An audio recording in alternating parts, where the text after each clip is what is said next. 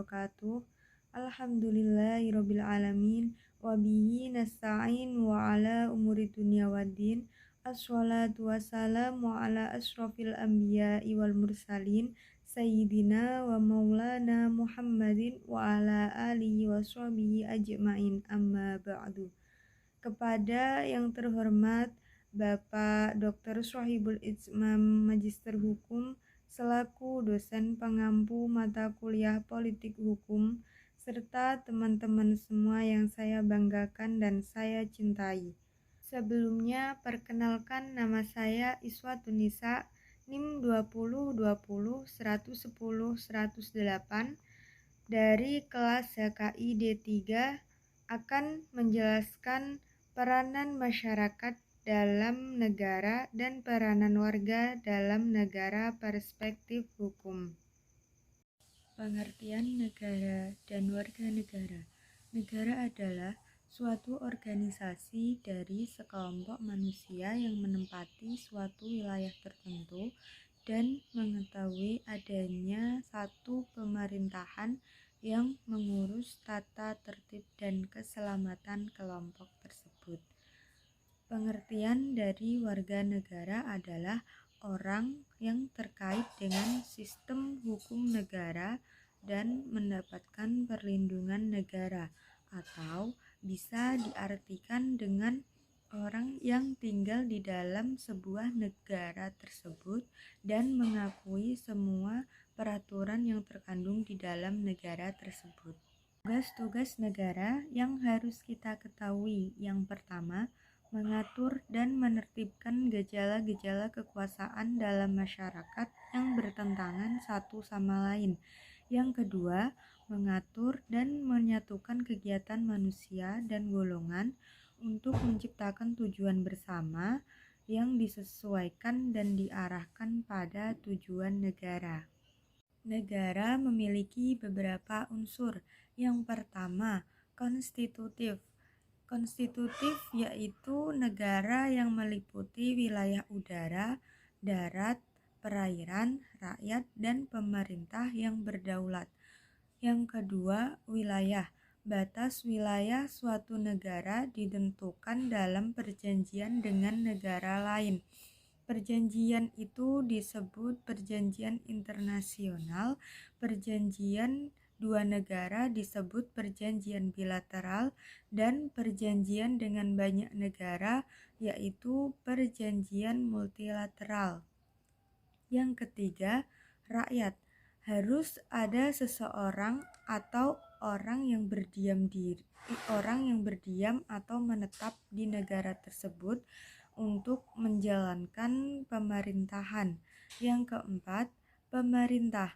Negara harus mempunyai suatu badan yang berhak mengatur dan berwenang memutuskan serta melaksanakan peraturan yang mengikat rakyat. Bentuk negara. Yang pertama, negara kesatuan atau unitarisme.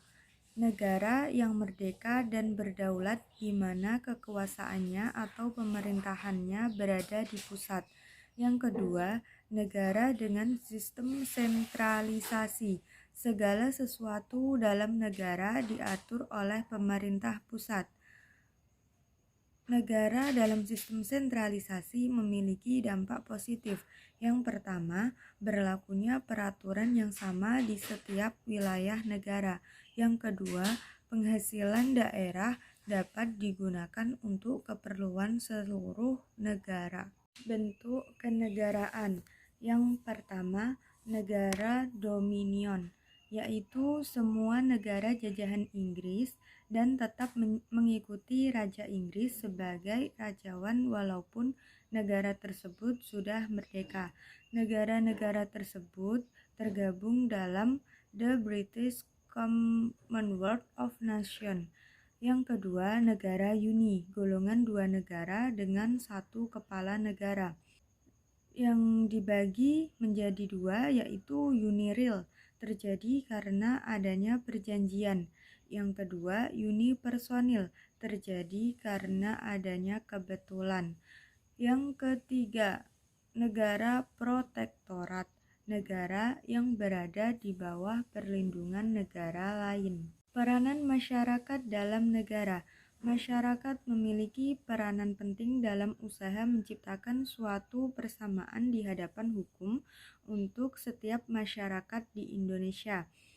Peran tersebut dapat berupa secara aktif melaporkan tindakan melanggar hukum baik yang dilakukan oknum penegak hukum maupun masyarakat yang terjadi di lingkungan sekitar kepada Kepolisian Republik Indonesia.